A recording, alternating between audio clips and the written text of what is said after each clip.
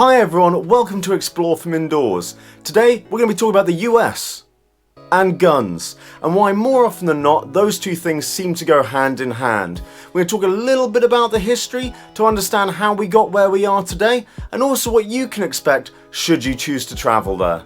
Now right off the bat you probably have a couple of questions, and probably at the top of that list is who is this limey Brit and what does he know about guns considering Britain's distinct lack of them, and should he stay more to talking about dry sarcastic humour, lack of emotion and how to make copious amounts of tea. And you'd be right, I make an exceptional cup of tea. But what you may not know is I actually lived in the US for 15 years, in the state of Georgia, which until recently was considered a majority red state. We'll go into more on what that means later. But I grew up around guns, I own them, bought and sold them, and for that reason I feel like I have a good understanding of what guns mean to Americans, and also what it looks like to those living outside of America as well. And the next question you probably have is, do you need to worry about guns if you're planning on travelling to the US? And the short answer is no. But this really oversimplifies a key part of US culture, so rather than leaving it there, let's dive on into it. Now a lot of people ask me why America doesn't simply change its gun laws, especially in the wake of certain events that make global headlines. Now these are deep waters that strike a nerve within many Americans, and to truly understand it, you have to go all the way back to the foundation of America itself.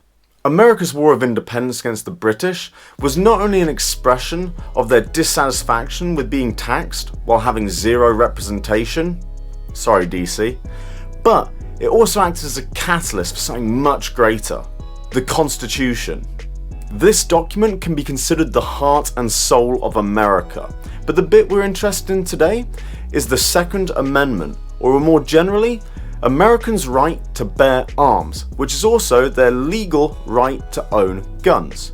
Now while there's been some discussion in recent years about updating it to exclude certain modern forms of weaponry, that's besides the point. The bit we're interested in is just below the surface, where we see the first influence on gun culture in America, their innate distrust of the government. And this was put in there specifically that should America face a tyrannical regime again, the people could rise up and defend their way of life. Now we're talking about the very beginning of the US, and things didn't stay that way for long. People wanted more space and they wanted to make a life for themselves, so they started expanding west. Now I'm not sure if you've ever been to the US, but wildlife there is just built different, especially when you compare it to Europe and places like that the early settlers were from. You have mountain lions, black bears, grizzly bears, wolves, and countless other native wildlife that they needed to protect themselves from, which is what led to the next reason historically Americans have needed guns, to protect themselves, their families, and their livelihoods from that wildlife, which has led to a belief in self-determination and self-reliance that still exists today. This control over their life and their security over time has evolved to become part of their identity, and now features prominently in US politics. Remember earlier when I mentioned until recently Georgia was a majority red state? Well, it's time to explain this, which means we're gonna have to talk politics. I know, I feel dirty even mentioning it, but it is really important. We're going to talk about this next section in some fairly broad terms, otherwise this video would never end. But don't worry, we're going to talk about everything you need to know, starting with the colours red and blue. Now the reason these are important is they represent the two main political parties in the United States, the Republicans and the Democrats, with Republicans being red and Democrats being blue, and their voter base, which for the most part are geographically located in very particular areas around the United States, with the Democrats mainly holding the coasts, both the East and the West, and the Republicans for the most part holding the South and the Midwest. There are some outliers, but really when you're looking at a map, that's kind of what you're dealing with. And the reason this geography becomes relevant is that Republicans are more likely to be pro-gun and pro-Second Amendment, with the rest really just shaking out to be like politics anywhere else in the world, being about votes and re-election, with Republican politicians knowing that if they support looser gun laws and gun legislation, they are more likely to garner those votes and get re-elected. And the same's true in Democratic states in reverse. If they support harsher gun laws and gun legislation, they're more likely to gain the votes and get re-elected in their constituent states. And this is why, among many reasons, America has found its society so divided, more so than any time in recent history. So, what does this all mean? Well, it comes down to culture. Now, the reason I've been talking about geography so much is I think it's easy for us to forget how big the US is. If I was to talk to you about Europe and all the different countries and cultures and languages, we take that for granted, it's an expectation.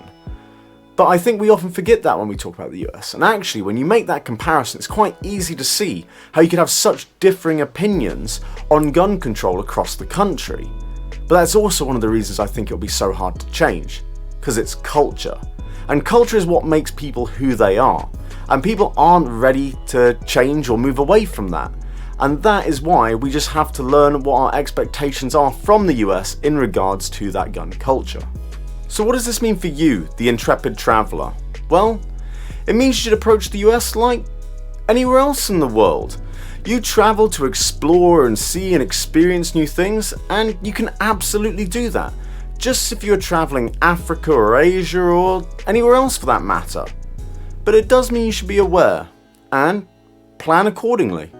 If you're completely against guns and you want the best chance to avoid seeing or interacting with them, I'd advise you visit a blue state, as this will give you the best chance of avoiding them. However, if you do go to a red state, you're more likely to see people carrying guns in the open, a more casual approach to this in the community, as well as more things like shooting ranges, sporting stores, and the sale of ammo and accessories at local shops. You can also experience this for yourself. A lot of shooting ranges allow you to rent a weapon and use their facility to try it out. You can also buy tickets for things such as gun shows and sporting events, so you can experience this culture for yourself. And as always, as long as you have a healthy dose of respect and approach it in a polite and positive manner, you won't experience any issues. Well, I hope you all liked the video, and if you did, consider subscribing to the channel. Currently we're trying to reach our first 500 subscribers, and I'd love you to be one of them. Tell your friends, tell everyone, it really means a lot. And as always everyone, stay safe and I'll catch you all next time.